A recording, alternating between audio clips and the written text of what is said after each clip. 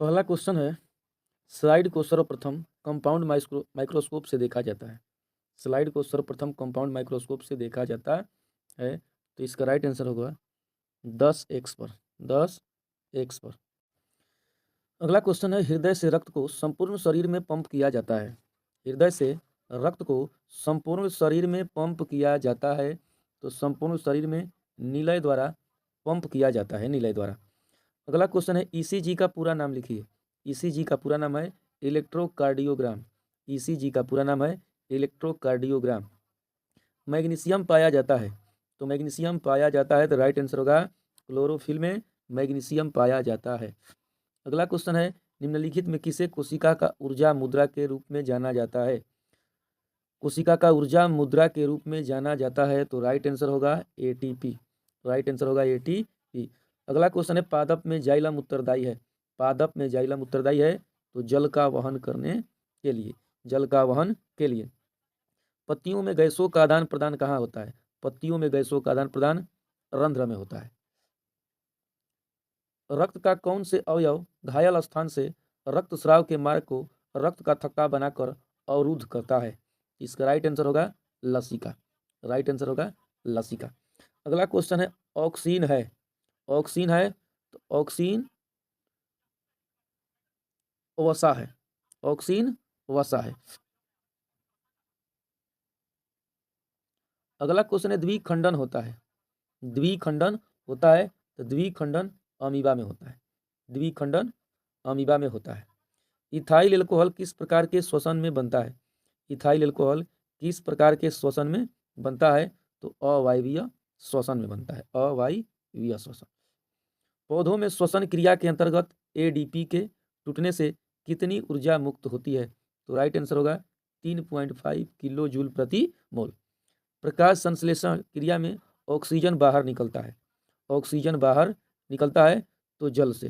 Answer होगा जल से। स्वपोषी पोषण के लिए आवश्यक है।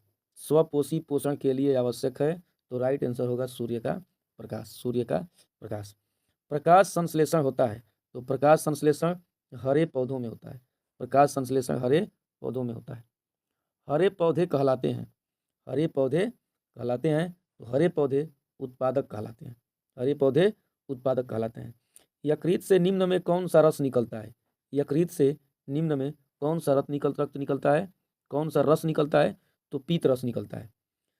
अगला क्वेश्चन है, मानव हृदय में कितने कोष्ठक होते हैं। मानव हृदय में 4 कोष्ठक होते हैं। मानव हृदय में 4 कोष्ठक होते हैं। मानव हृदय का औसत प्रकुंचन दाब है। औसत प्रकुंचन दाब कितना है, तो 120 mm पारा। 120 mm पारा। पौधों में वाष्पोत्सर्जन किस भाग में होता है। पौधों में वाष्पोत्सर्जन किस भाग में होता है, तो आंसर होगा इसका पत्ता। आंसर होगा पत्ता।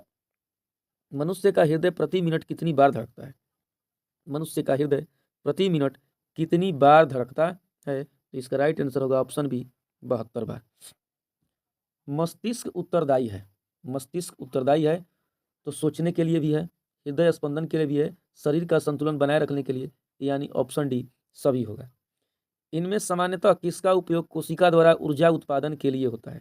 कोशिका द्वारा ऊर्जा उत्पादन के लिए होता है, तो ग्लूकोज होगा। Answer glucose.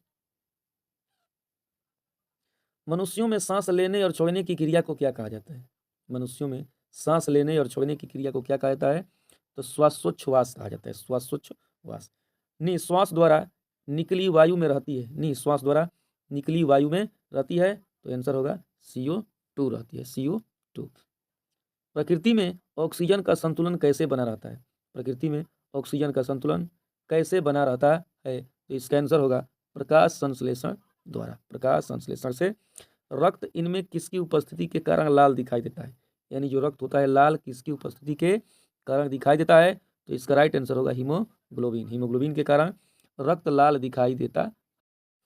इनमें कौन प्रकाश संश्लेषी अंगक है। कौन प्रकाश संश्लेषी अंगक है, तो हरित लवक है।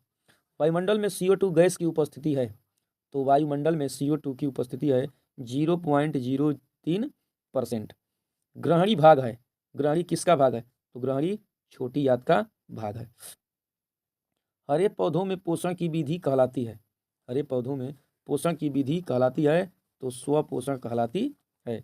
अमीबा है, अमीबा प्राणी समभोजी है, अमीबा प्राणी समभोजी है। लार में कौन सा एंजाइम पाया जाता है? लार में, तो लार में एमाइलेज एंजाइम पाया जाता है। वसा का पाचन किसके द्वारा होता है? तो वसा का पाचन लाइपेज एंजाइम द्वारा होता है।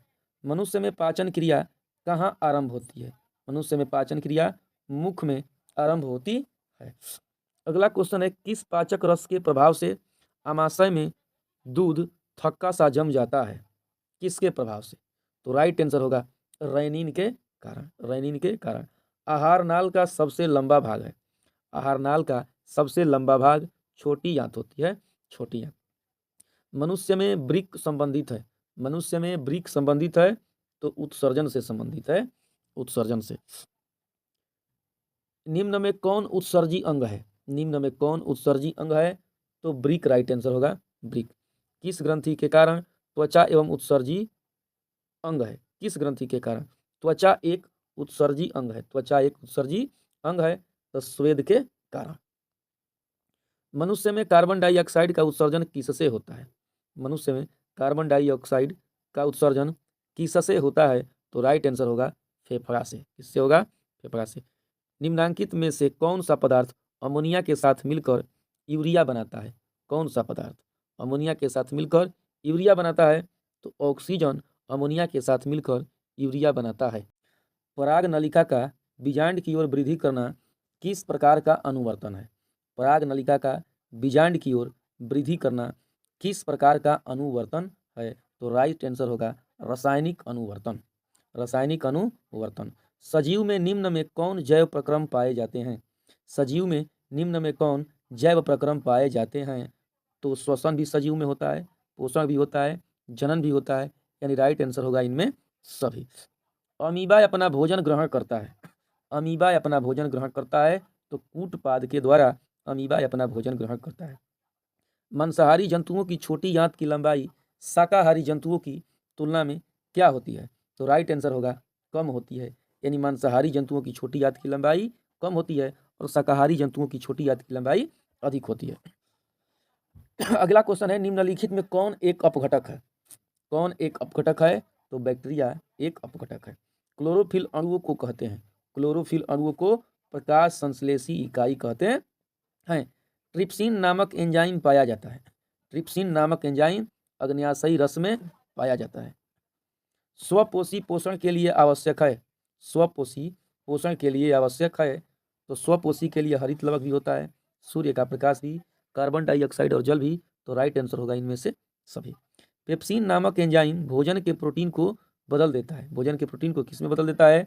तो राइट आंसर होगा पेप्टोन में, राइट आंसर होगा पेप्टोन में।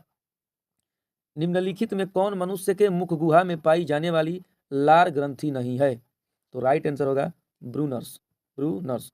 निश्वास में निकली वायु में किसका प्रतिशत बढ़ा रहता है? किसका प्रतिशत बढ़ा रहता है? तो CO2 का, आंसर होगा CO2। श्वास की प्रक्रिया में खाद्य पदार्थ का क्या होता है? श्वास की प्रक्रिया में खाद्य पदार्थ का क्या होता है? तो श्वास की प्रक्रिया में खाद्य पदार्थ का विघटन होता है। अगला क्वेश्चन है, मनुष्य में श्वसन वर्णक पाया जाता है, मनुष्य में श्वसन वर्णक पाया जाता है तो राइट आंसर होगा हीमोग्लोबिन में। दही के जमने में कौन सी क्रिया सहायक होती है? दही के जमने में किण्वन क्रिया सहायक होती है। कीटों में प्रमुख श्वसन अंग कौन है? कीटों में प्रमुख श्वसन अंग ट्रैकिया है। निम्नलिखित में कौन सा यौगिक कोशिकाओं में रासायनिक ऊर्जा का सार्वजनिक वाहक है? तो राइट आंसर होगा ATP। मनुष्य में रुधिर क्षमता है, मनुष्य में रुधिर क्षमता है तो वुमेन संपुट में, वुमेन संपुट में रुधिर क्षमता है। प्रत्येक गुर्दे में कितने नेफ्रॉन होते हैं? प्रत्येक गुर्दे में लगभग 12 लाख नेफ्रॉन होते हैं। पादप अपशिष्ट संचित रहते हैं, पादप अपशिष्ट संचित रहते हैं तो आंसर होगा इसका पत्ती में भी संचित रहता है, छाल में भी, कोशिकीय और रिक्तिकाओं में भी, तो राइट आंसर होगा इनमें सभी। मनुष्य में कौन उत्सर्जी अंग नहीं है? मनुष्य में कौन उत्सर्जी अंग नहीं है? तो राइट आंसर होगा अग्न्याशय। डायलिसिस मशीन द्वारा रक्त के शुद्धिकरण की प्रक्रिया कहलाती है तो राइट आंसर होगा इसका हीमोडायलिसिस, हीमोडायलिसिस। ग्लोमेरुलर फिल्ट्रेट में निम्नांकित में कौन उपस्थित नहीं होता है? तो राइट आंसर होगा एल्ब्यूमिन, एल्ब्यूमिन। जीवों के शरीर से उपापचयी क्रियाओं के फलस्वरूप उत्पन्न अपशिष्ट पदार्थों का निष्कासन कहलाता है। तो राइट आंसर होगा उत्सर्जन। कह रहे अपशिष्ट पदार्थों का निष्कासन, तो जब अपशिष्ट पदार्थ बाहर निकलता है उसे हम उत्सर्जन कहते हैं। निम्नलिखित में कौन प्रोटीन एवं एमिनो अम्ल के विखंडन से बनता है? प्रोटीन एवं एमिनो अम्ल के विखंडन से बनता है। तो राइट आंसर होगा इसका इनमें से सभी, यानी यूरिया भी बनता है, अमोनिया भी बनता है, यूरिक अम्ल भी बनता है। एटीपी में फास्फेट की संख्या होती है। तो एटीपी में फास्फेट की संख्या 3 होती है। वृक्क के संरचनात्मक एवं क्रियात्मक इकाई को कहते हैं। वृक्क के संरचनात्मक एवं क्रियात्मक इकाई को क्या कहते हैं? तो नेफ्रॉन कहते हैं। बोमैन संपुट एवं ग्लोमेरुलस को सम्मिलित रूप से क्या कहा जाता है? तो राइट आंसर होगा मैलपिगियन कोष। मैलपिगियन कोष। मानव के 100 ml रक्त में उपस्थित यूरिया की सामान्य मात्रा कितनी होती है? तो राइट आंसर होगा 30 mg। Right answer 30। मनुष्य के प्रत्येक वृक्क में वृक्क नलिकाओं की संख्या कितनी होती है? तो आंसर होगा 1 मिलियन। आंसर होगा 1 मिलियन। पौधों के उत्सर्जी पदार्थ हैं। पौधों में उत्सर्जी पदार्थ गोंद भी होता है, टैनिन भी, रेजिन भी। तो राइट आंसर होगा इनमें सभी। निम्नलिखित में जठर ग्रंथि की कौन सी कोशिका हाइड्रोक्लोरिक अम्ल का स्राव करती है? तो राइट आंसर होगा भीतीय कोशिका। छोटी आंत में भोजन के पाचन में निम्नलिखित किस रस की भूमिका होती है? छोटी आंत में भोजन के पाचन में निम्नलिखित किस रस की भूमिका होती है? तो राइट आंसर होगा इनमें सभी। राइट आंसर होगा इनमें सभी। वह विधि जिसमें जीव पोषक तत्वों को ग्रहण कर उनका उपयोग अपने वृद्धि एवं जनन के लिए करते हैं कहलाती है। तो आंसर होगा पोषण। आंसर होगा पोषण। अमाशय में भोजन के गाढ़े लेई की तरह के स्वरूप को क्या कहते हैं? तो उसे हम काइम कहते हैं। काइम कहते हैं। इनमें किसके द्वारा अमीबा में अंतर्ग्रहण होता है? किसके द्वारा? तो कूटपाद के द्वारा। कूटपाद के द्वारा। ग्लाइकोलिसिस की प्रक्रिया संपन्न होती है। ग्लाइकोलिसिस की प्रक्रिया संपन्न होती है तो कोशिका द्रव्य में। इसमें कोशिका द्रव्य में। मनुष्यों में सांस लेने और छोड़ने की क्रिया को क्या कहा जाता है? तो राइट आंसर होगा श्वासोच्छ्वास कहा जाता है। मानव हृदय में कितने कोष्ठ होते हैं? तो मानव हृदय में 4 कोष्ठ होते हैं। मानव हृदय में 4 कोष्ठ होते हैं। युगलिना में पदार्थों के परिवहन हेतु निम्नांकित में कौन सी प्रक्रिया उत्तरदायी होती है? तो राइट आंसर होगा विसरण। एक कोशिकीय शैवालों में जल का परिवहन होता है। जल का परिवहन विसरण द्वारा होता है। रक्त का लाल रंग निम्नांकित में किस प्रोटीन की उपस्थिति के कारण होता है? तो राइट आंसर होगा हीमोग्लोबिन के कारण।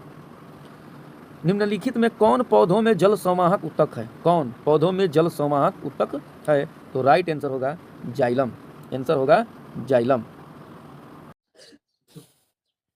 अगला क्वेश्चन है, रक्त में उपस्थित कौन सी कणिकाएं श्वसन गैसों के परिवहन में भाग लेती है? रक्त में उपस्थित कौन सी कणिकाएं श्वसन गैसों के परिवहन में भाग लेती है? तो राइट आंसर होगा लाल रक्त कणिकाएं। जो लाल रक्त कणिकाएं होती है वही गैसों के परिवहन में भाग लेती है। शरीर में रक्त पट्टिकाओं का मुख्य कार्य है। शरीर में रक्त पट्टिकाओं का मुख्य कार्य है। राइट आंसर होगा रक्त के जमने में सहायता करना। रक्त के जमने में सहायता करना। फाइब्रिनोजिन रहित प्लाज्मा को क्या कहते हैं? तो इसको सीरम कहते हैं। सीरम। रक्त में हल्के पीले रंग के चिपचिपे द्रव को कहते हैं। रक्त में हल्के पीले रंग के चिपचिपे द्रव को कहते हैं। तो राइट आंसर होगा प्लाज्मा कहते हैं। फुफ्फुस शिराएं हृदय के किस वेश्म में खुलती है? फुफ्फुस शिराएं हृदय के किस वेश्म में खुलती है? तो राइट आंसर होगा इसका बायां अलिंद। बायां अलिंद। कौन सी रक्त कणिका मनुष्य के प्रतिरक्षा तंत्र का निर्माण करती है? कौन सी रक्त कणिका मनुष्य के प्रतिरक्षा तंत्र का निर्माण करती है? तो राइट आंसर होगा ल्यूकोसाइट। ल्यूकोसाइट।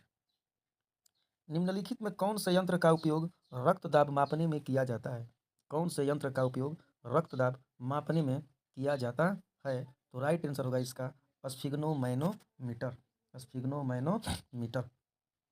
शुद्ध रक्त को हृदय से शरीर के विभिन्न भागों में ले जाने वाली रक्त वाहिनियां कहलाती है। क्या कहलाती है? जो शुद्ध रक्त को ले जाती है तो शुद्ध रक्त को धमनी ले जाने का कार्य करती है और अशुद्ध रक्त को शिराएं। तो राइट आंसर होगा धमनी। उत्तक कोशिकाओं के बीच अवस्थित WBC सहित रक्त प्लाज्मा को कहते हैं। उत्तक द्रव, लसिका, लिम्फ, इनमें से राइट आंसर होगा सभी। मनुष्य के लाल रक्त कोशिका में अनुपस्थित होता है, मतलब इनमें कौन है जो लाल रक्त कोशिका में नहीं होता है? तो इसका राइट आंसर होगा केंद्रक। केंद्रक। मानव हृदय का औसत प्रकुंचन दाब है, औसत प्रकुंचन दाब है तो होगा 120 mmHg। पादप में जाइलम का कार्य है, पादप में जाइलम का कार्य है तो जल का वहन, जल का वहन। पौधों के वायवीय भागों से जल का रंध्रों द्वारा वाष्प के रूप में निष्कासन की क्रिया कहलाती है। तो राइट आंसर होगा डी, वाष्पोत्सर्जन, वाष्पोत्सर्जन। अगला क्वेश्चन है वाष्पोत्सर्जन एक है, वाष्पोत्सर्जन एक है तो शारीरिक प्रक्रिया है, वाष्पोत्सर्जन एक शारीरिक प्रक्रिया है। पौधों में निर्मित भोजन का एक अंग से दूसरे अंग में जाने की क्रिया कहलाती है। पौधों में निर्मित भोजन का एक अंग से दूसरे में जाने की क्रिया कहलाती है। तो राइट आंसर होगा परिवहन। निम्नांकित में कौन एक संवहन बंडल का ऊतक नहीं है? कौन एक संवहन बंडल का ऊतक नहीं है? तो पहली सेड आंसर होगा पहली सेड। यूरिया रक्त में कहाँ से प्रवेश करती है? यूरिया रक्त में कहाँ से प्रवेश करती है? तो राइट आंसर होगा यकृत से। ब्रिक किस जैव प्रक्रम का हिस्सा है? ब्रिक किस जैव प्रक्रम का हिस्सा है? तो राइट आंसर होगा उत्सर्जन, उत्सर्जन। रेजिन किस पौधे का उत्सर्जी पदार्थ है? रेजिन किस पौधे का उत्सर्जी पदार्थ है? तो राइट आंसर होगा चीड़ का, आंसर होगा चीड़। पादप अपशिष्ट संचित रहते हैं, पादप अपशिष्ट संचित रहते हैं पत्तियों में, छाल में, कोशिकीय रिक्तिकाओं में। तो राइट आंसर होगा सभी में। पौधों में श्वसन की प्रक्रिया जंतुओं के श्वसन से निम्नांकित में किस प्रकार से भिन्न होती है? तो इसका राइट आंसर होगा सभी, आंसर होगा सभी। श्वसन का वह चरण जिसमें ऑक्सीजन की अनुपस्थिति में ग्लूकोज का आंशिक विखंडन होता है कहलाता है। तो राइट आंसर होगा अवायवीय श्वसन, अवायवीय श्वसन। कोशिकीय ईंधन कहा जाता है, कोशिकीय ईंधन कहा जाता है तो ग्लूकोज को कहा जाता है। राइट आंसर होगा ग्लूकोज। अवायवीय श्वसन की पूरी प्रक्रिया कहाँ पूरी होती है? अवायवीय श्वसन की पूरी प्रक्रिया कहाँ पूरी होती है? तो राइट आंसर होगा ऑप्शन बी, कोशिका द्रव्य में, कोशिका द्रव्य में। मनुष्य में पाचन क्रिया का आरंभ होता है, मनुष्य में पाचन क्रिया का आरंभ मुख गुहा से होता है। वसा के पाचन में सहायक होता है, वसा के पाचन में सहायक होता है तो लाइपेज राइट आंसर होगा, लाइपेज। रच्छी कोशिकाएं पाई जाती है, रच्छी कोशिकाएं पाई जाती है तो रच्छी कोशिकाएं पत्तियों में पाई जाती है। वायुमंडल में CO2 का कितना प्रतिशत विद्यमान है?